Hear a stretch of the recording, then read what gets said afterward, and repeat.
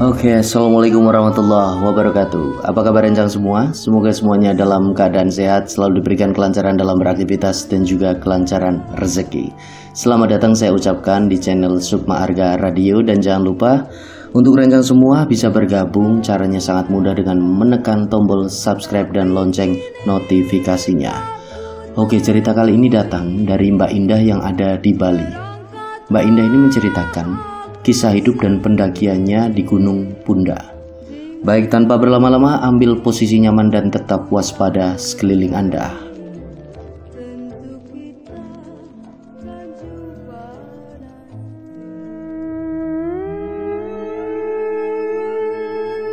Cerita kali ini datang dari Mbak Indah. Jadi pada saat ini Mbak Indah tinggal di Bali.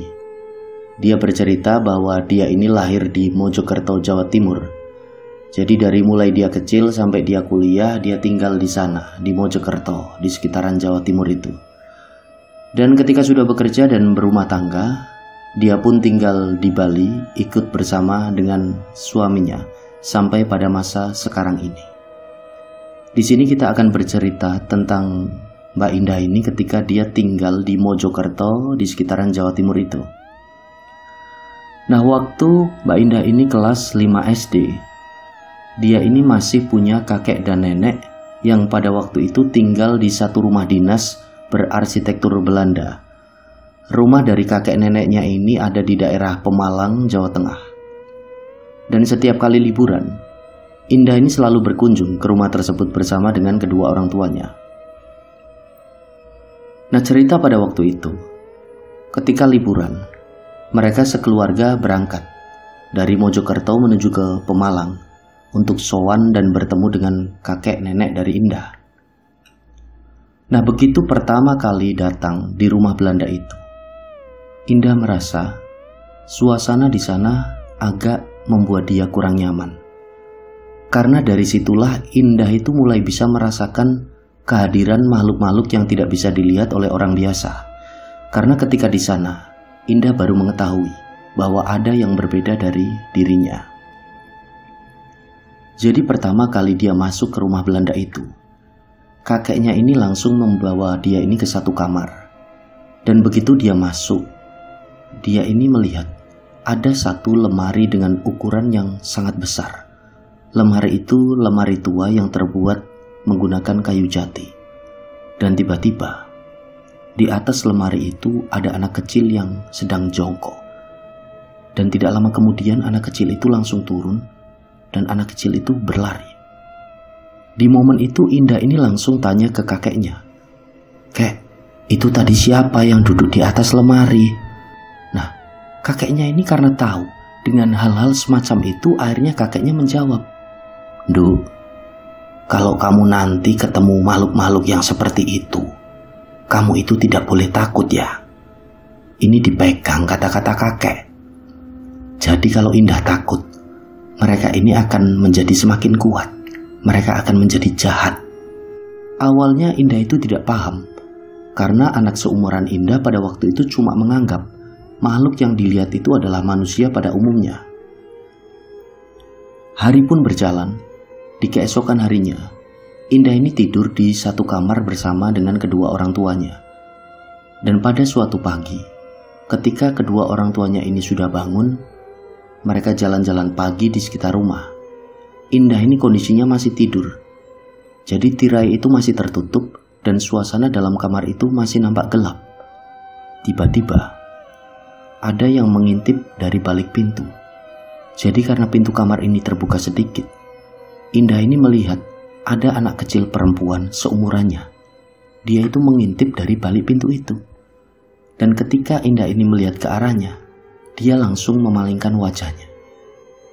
Nah, kejadian itu terjadi berulang-ulang sampai kemudian Indah memberanikan diri menyapa.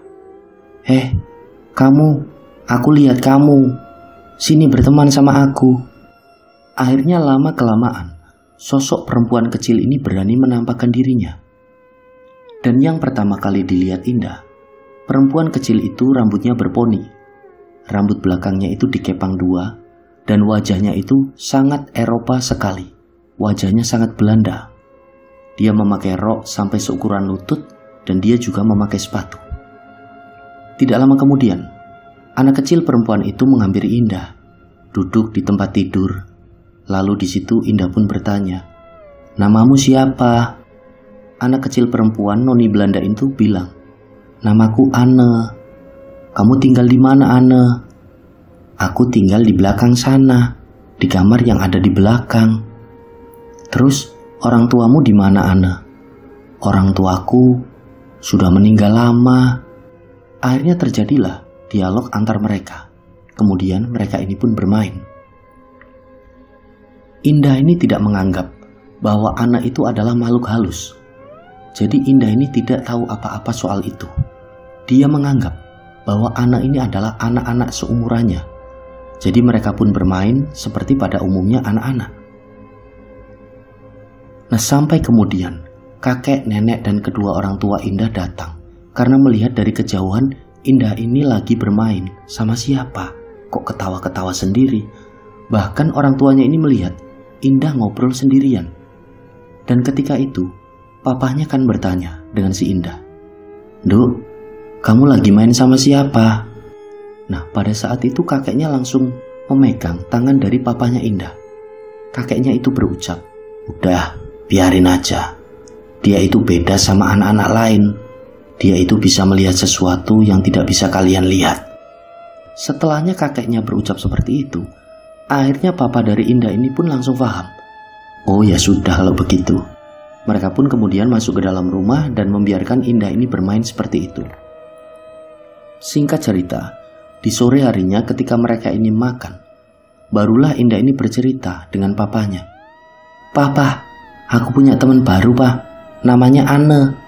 Dia itu cantik sekali, Pak. Rambutnya juga lucu dikepang dua." Jadi Indah ini menceritakan deskripsi tentang Anne. Dan papanya tidak begitu kaget karena sudah mendapati info dari kakeknya.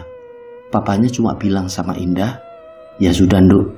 Hati-hati ya mainnya, jangan jauh-jauh kalau sama Anne." Akhirnya, masuk ke hari ketiga ketika Indah berlibur di sana. Pagi hari, seperti biasa kedua orang tuanya dan juga kakek neneknya ini jalan-jalan pagi. Indah masih tertidur dan seperti biasa, Anne ini menghampiri Indah. Setelahnya mereka ngobrol dan tidak begitu lama, si Anne ini pamit sama Indah. "Indah, aku mau keluar dulu. Hari ini aku tidak bisa nemenin kamu main." "Loh, kenapa, Anne?" "Nantilah aku ceritain." Setelahnya Anne keluar dari pintu dan menghilang. Dan Indah pun di situ melanjutkan tidurnya. Gak lama kemudian, setelah itu datang lagi, ada sosok anak perempuan Belanda yang tingginya lebih tinggi dari Anne. Tapi dia ini tidak seperti awal ketika Anne masuk ke kamarnya Indah. Jadi pada waktu itu, Anne kan cuma ngintip-ngintip dari balik pintu dan jendela. Tapi kalau dia ini tiba-tiba masuk dan langsung duduk di sampingnya Indah. Dan pada waktu itu, Indah ini benar-benar kaget. Lalu dia ini bertanya, "Kamu siapa?" Si anak perempuan ini diam. Dia cuma menghadap ke arah depan. Tapi penampilannya bersih seperti Anne. Rambutnya diponi dan belakangnya itu dikepang dua. Tapi untuk ukuran usia, memang jelas lebih tua dari si Anne. Nah, setelahnya, sosok anak perempuan ini duduk. Akhirnya didana lagi sama si Indah. "Hei, kamu ini siapa?" Akhirnya dia pun menjawab, "Namaku Mary." "Kamu tinggal di mana, Mary?" "Aku tinggal di rumah yang di sana." "Kamu kenal juga sama Anne?" Mary itu cuma diam. Dan tidak lama kemudian, si Mary ini tiba-tiba bilang, "Kamu mau nggak temenan sama aku?" "Ya maulah, Mary," jawab si Indah. "Ya sudah, kalau kamu mau, itu diambil." Tiba-tiba, di depan Indah ini ada cutter. Dan posisi cutter ini mata pisaunya sudah terbuka. Nah, pada waktu itu, Indah tidak punya pikiran macam-macam. Tidak punya pikiran kenapa tiba-tiba ada cutter dan kenapa tiba-tiba cutter ini sudah terbuka mata pisaunya. Yang jelas, ketika Mary ini menunjuk ke arah cutter, Indah ini bertanya, "Emangnya gimana cara kita berteman, Mary?" Setelahnya Mary ini mengambil cutter dan tiba-tiba cutter itu langsung disayatkan di urat nadinya si Mary itu sendiri. Dan waktu itu Indah melihat dari urat nadinya si Mary itu keluar darah yang mengucur banyak sekali. Indah itu kaget. Terus dia ini bilang, "Kamu kok gitu Mary? Kamu jangan gitu Mary, jangan gitu." Setelahnya Mary itu langsung bilang, "Sudah, kamu lakuin seperti aku, cepat. Cepat kamu lakuin seperti aku." Akhirnya Indah pun mengambil cutter. Dan pada saat Indah ini mau menyayatkan cutter itu ke urat nadinya, tiba-tiba dari arah kejauhan, Indah ini melihat Anne dari balik pintu. Dan Anne itu seperti melambaikan tangannya. Nah, pada saat itu, Mary menoleh ke arahnya si Anne. Terus menoleh lagi ke arahnya Indah. "Udah, sekarang kamu sayatkan cepat. Cepat kalau kamu mau jadi temanku," ucap si Mary ini sama si Indah. Indah itu bingung kondisinya. Dan Anne itu masih sempat seperti tadi. Dia ini mau masuk, tapi seperti takut. Dia cuma melambaikan tangannya dan berucap lirik, "Sini, sini, sini. Sini aja, sini aja." Akhirnya Indah pun memilih untuk mendatangi si Anne. Jadi cutter itu masih dipegang di tangannya. Dan tiba-tiba Anne ini membisikkan sesuatu ke telinganya si Indah. "Dia itu jahat. Dia itu jahat. Jangan nurutin dia. Mary itu jahat." Nah, begitu Indah ini menoleh ke arah Mary, tiba-tiba posisi Mary itu sudah ada di sebelahnya. Mary itu berteriak secara tiba-tiba. "Ah!" Dan wajahnya itu berubah menjadi sangat menyeramkan. Mulutnya ini terbuka lebar, jadi nampak seperti sobek. Nah, dari situlah Indah ini berteriak. Terus dia ini berlari keluar dari kamarnya. Dan karena kedua orang tuanya itu nggak ada, dan kakek neneknya juga nggak ada, cuma ada satu asisten rumah tangga di sana. Akhirnya Indah ini lari ke arah ART-nya itu. Setelahnya ART itu langsung memeluk si Indah dan berucap, "Ada apa, Non? Non, ada apa?" "Itu, Bi, ada makhluk yang nyeremin di kamarnya Indah." "Oh, udah. Sini sama Bibi, gak apa-apa." Setelahnya Indah itu ditenangkan sama ART-nya. Dan gak lama kemudian kakek, nenek, dan kedua orang tua Indah pun pulang. Di situ papanya Indah ini bertanya, "Kamu kenapa, Nduk? Kok berteriak-teriak gitu?" "Itu, Pak, ada makhluk yang nyeremin namanya Mary." Nah, dari situlah Indah ini kan akhirnya bercerita semuanya. Sampai Mary ini menyuruhnya untuk bunuh diri. Dan pada waktu itulah kakeknya Indah ini merasa ada sesuatu yang tidak beres. Karena selama kakek neneknya tinggal di rumah itu, tidak pernah melihat sosok yang bernama Mary. Jadi yang dilihat oleh kakeknya Indah cuma ada beberapa sosok yang tinggal di sana. Dan salah satunya adalah si Anne, temannya dari si Indah itu. Memang Anne ini tinggalnya di kamar bagian belakang. Dia itu adalah sosok hantu anak kecil berparas Belanda. Setelah mendengar penjelasan dari Indah, akhirnya kakeknya pun bilang, "Nanti malam kalau Mary ini datang lagi, Nduk Indah langsung ke kamarnya kakek ya." "Iya, Kek. Iya, Indah takut, Kek." "Nggak apa-apa, udah nggak apa-apa, ada kakek kok." Singkat cerita, di malam harinya, benar saja Mary ini datang lagi. Dan kedatangan Mary itu nggak seperti kedatangan Anne. Mary ini tiba-tiba masuk, nyelonong, dan langsung duduk di sampingnya Indah. Dan lagi-lagi yang dikatakan oleh Mary ini, katanya kamu mau jadi temanku. Ayo, sekarang ambil itu. Dia lagi-lagi menunjuk beberapa benda tajam. Dan Indah ini nggak tahu kenapa waktu itu ada benda-benda tajam di sekitarnya. Pada saat itu, nggak tahu kenapa dia mengikuti kata-kata dari Mary itu. Akhirnya, diambillah pisau yang ada di situ oleh si Indah. Pisau roti yang tiba-tiba ada di depannya. Indah mengambil pisau yang ada di depannya dan si Mary ini bilang lagi, "Ayo, langsung tusukkan di sini. Tusukkan di sini," kata si Mary sambil menunjuk ke dadanya. Dan setelahnya Indah ini seolah-olah mau menuruti perintah dari Mary. Dan tidak lama kemudian tiba-tiba ada yang memanggil namanya Indah. Indah, jangan dah, jangan." Nah, suara itu adalah suara dari si Anne. Setelahnya Indah diam. Dia mencoba mendengarkan suara itu. Itu benar suaranya Anne. Dia langsung lari keluar dari kamar. Tidak jadi nusukin pisaunya ke dadanya si Mary itu. Dia mengikuti suara dari si Anne. Dan ternyata Anne itu ada di ruang tamu. Dan tiba-tiba Mary menghampiri mereka berdua. Dan ketika mereka berdua ini mau lari, tangannya si Indah ini langsung dipegang oleh si Mary. Nah, Indah itu mau berteriak, tapi dia itu seperti tidak bisa mengeluarkan suara. Setelahnya dia menoleh ke arahnya Mary dan wajah dari si Mary itu sudah sangat berubah. Yang tadinya sangat cantik berubah menjadi sangat menyeramkan. Mulutnya itu terbuka menganga lebar sambil berteriak.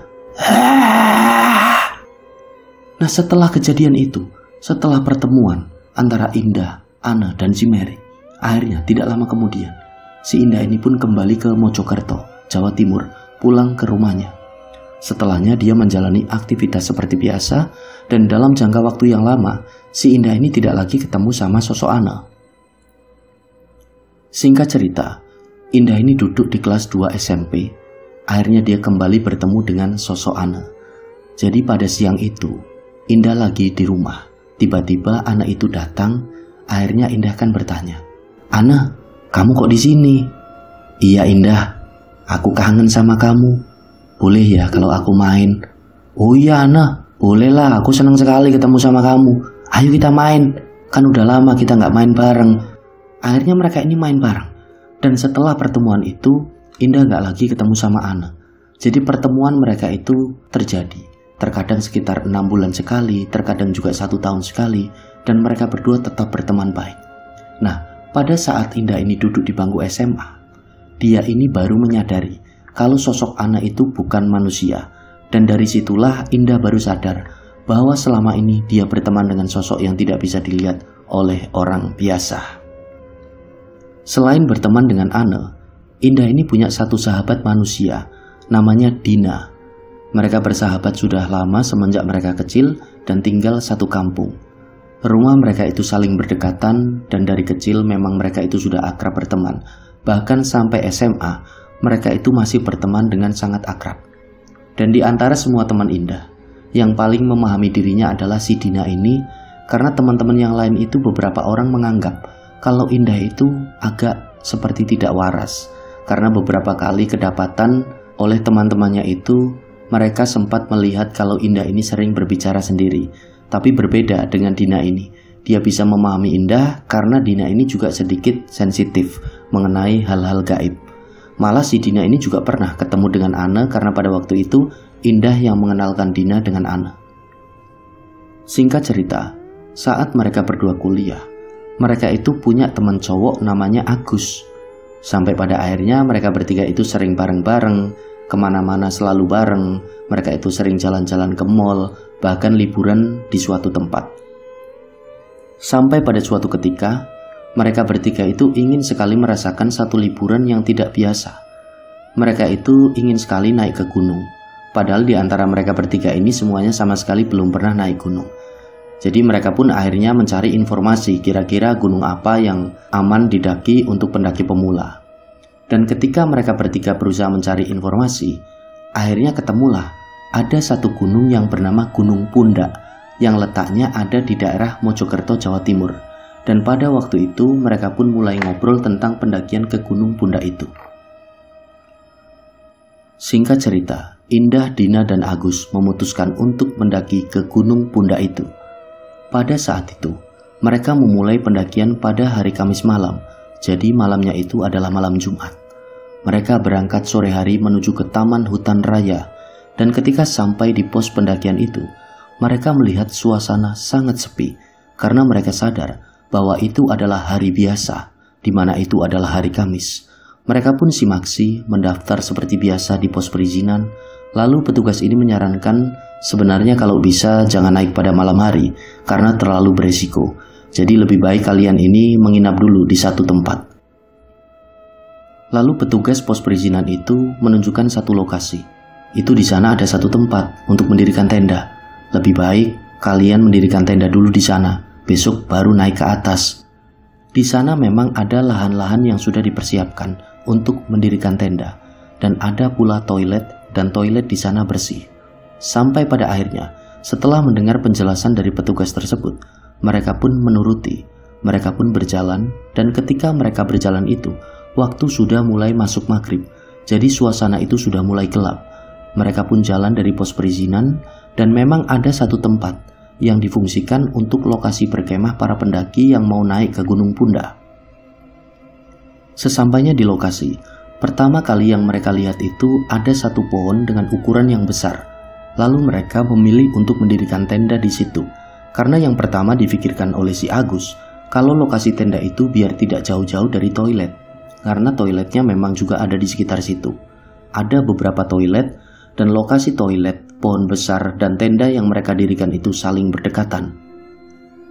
Singkat cerita, setelah mereka mendirikan tenda, suasana itu sepi. Setelahnya mereka mulai masak-masak seperti biasa.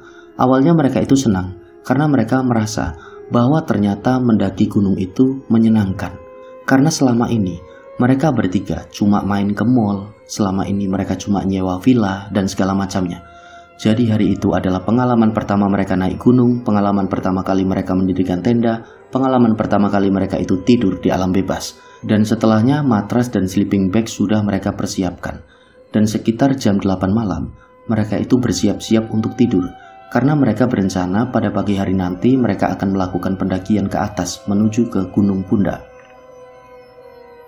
Pada malam itu, ketika mereka tidur, tiba-tiba suasana angin ini menjadi lebih kencang.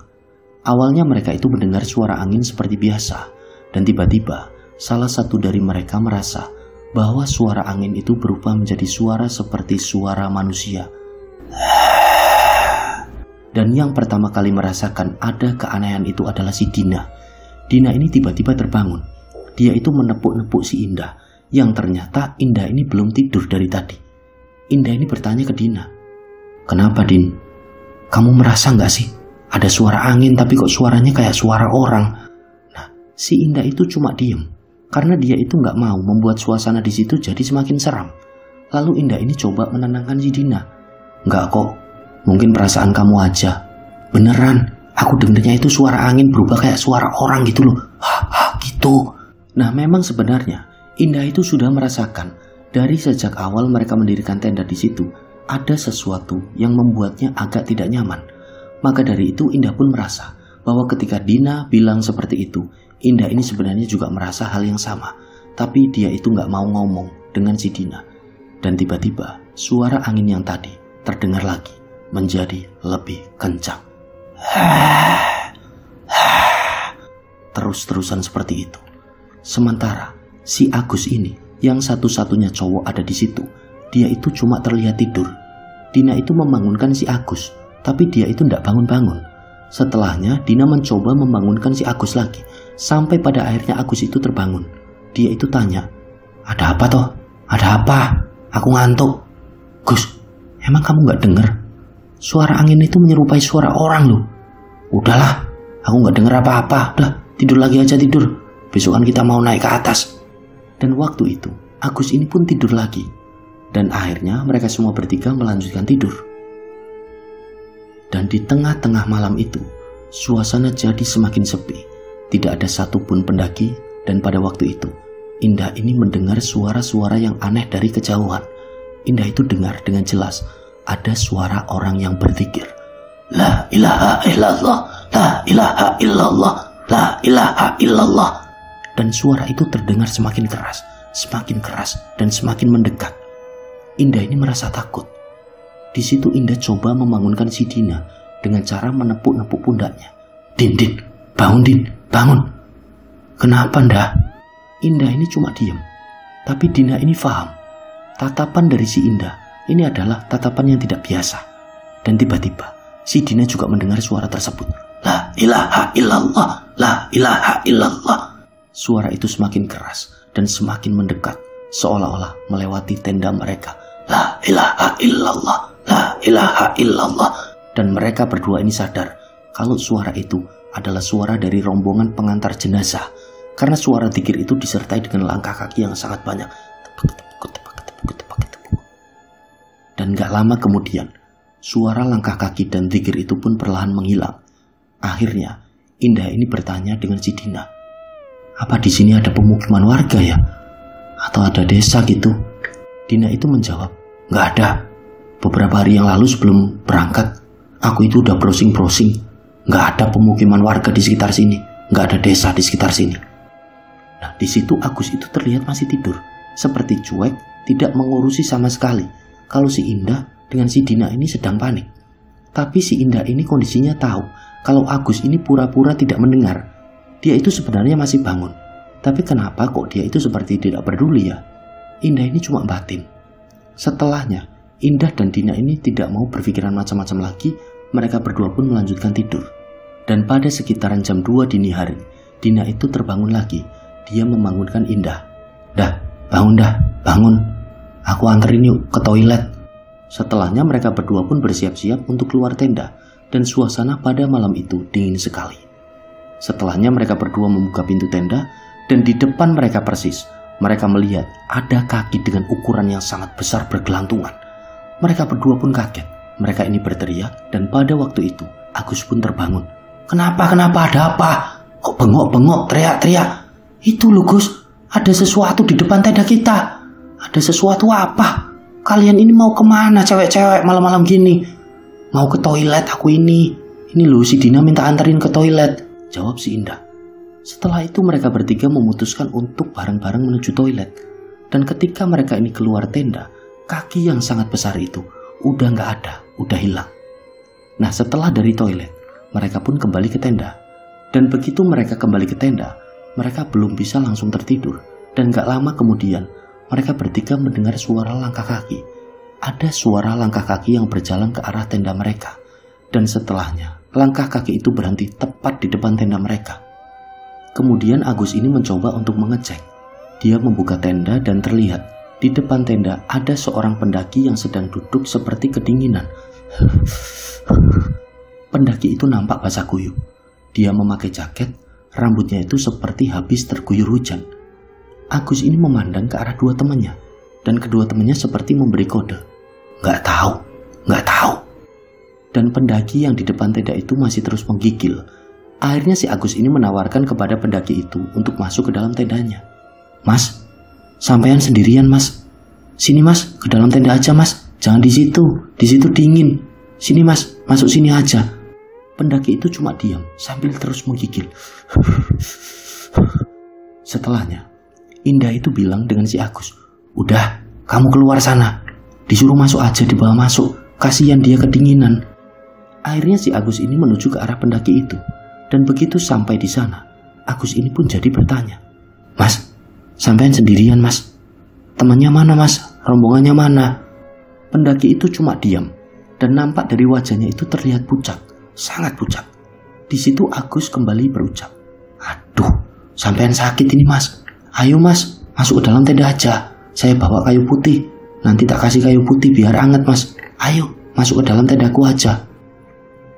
Akhirnya pendaki itu pun nurut, ikut masuk ke dalam tenda. Dan setelah di dalam tenda, pendaki itu ditanya lagi sama Indah dan Dina. Mas, sampean itu sendirian? Rombongannya mana mas?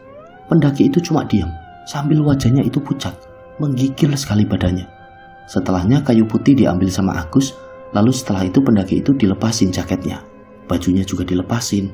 Nah di punggung pendaki itu terlihat seperti ada lebam-lebam, nampak biru membucat. Kenapa ya pendaki ini? Batin si Agus.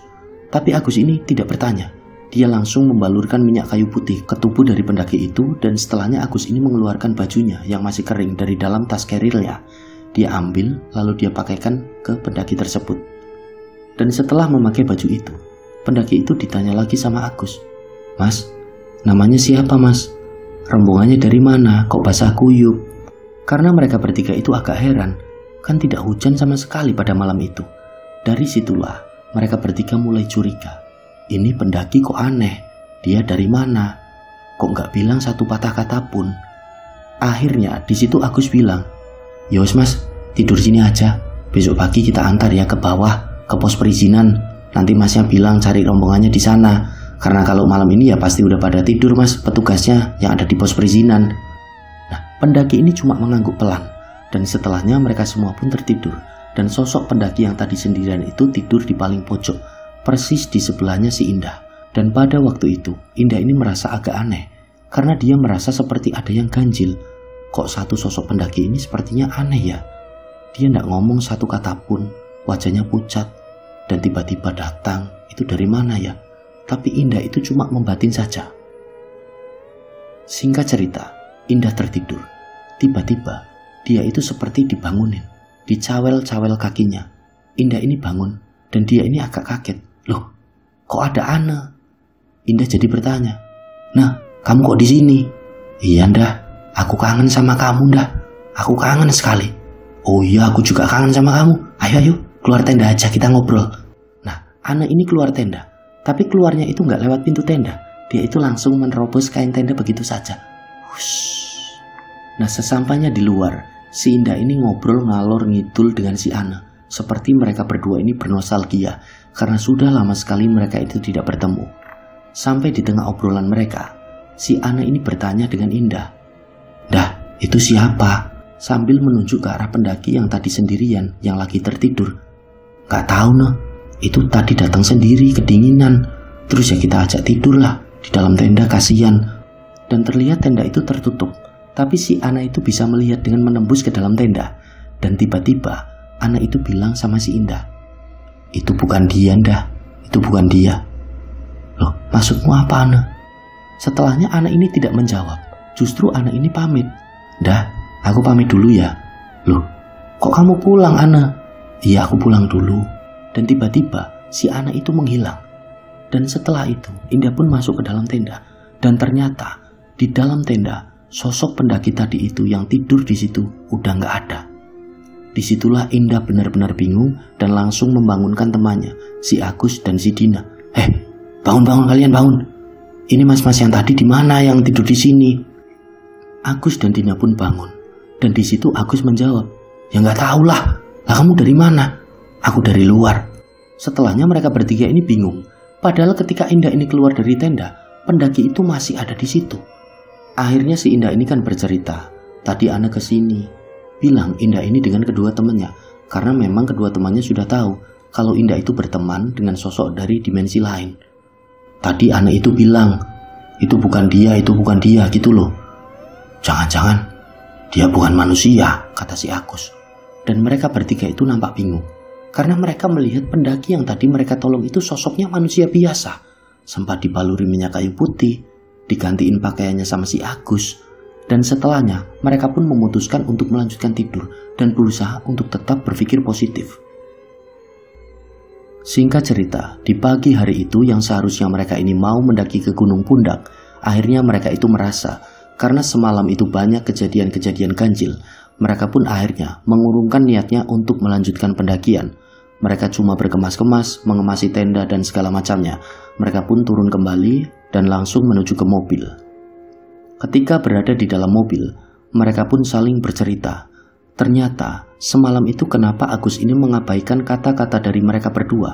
Karena si Agus ini sebenarnya juga mendengar suara angin yang tadinya bergemuruh, tiba-tiba berubah menjadi seperti suara manusia. Dia itu tahu sebenarnya, dan Agus ini sudah merasa ada yang ganjil. Tapi dia itu pura-pura tidur karena dia mengakui, karena dia pun takut. Nah, di situ Agus juga bercerita, ketika dia membalurkan minyak kayu putih ke sosok pendaki yang semalam itu, saat tangan dari si Agus ini menyentuh punggung dari pendaki itu, dia merasakan punggung dari pendaki itu sangat dingin. Dinginnya itu tidak wajar. Tapi Agus itu diam, karena dari awal di dalam hatinya Agus ini membatin, kalau memang kamu ini bukan manusia, ya aku niatnya cuma bantu kamu. Aku tidak berniat mengganggu kamu. Dan dari momen itulah Agus ini sudah merasa bahwa dia bukan manusia. Dan setelahnya Agus ini sebenarnya tidak tidur. Dia cuma pura-pura tidur dan masih tenggelam dalam ketakutannya sendiri. Jadi perjalanan mereka ke Gunung Pundak itu adalah perjalanan pertama dan terakhir mereka ke gunung. Selanjutnya mereka tidak pernah lagi melakukan pendakian ke gunung manapun, karena mereka memang trauma dengan kejadian-kejadian itu. Dan semoga kisah ini bisa diambil hikmah dan bisa diambil pelajaran oleh kita semua. Dan sampai berjumpa pada siaran selanjutnya. Wassalamualaikum warahmatullahi wabarakatuh. Salam Lestari.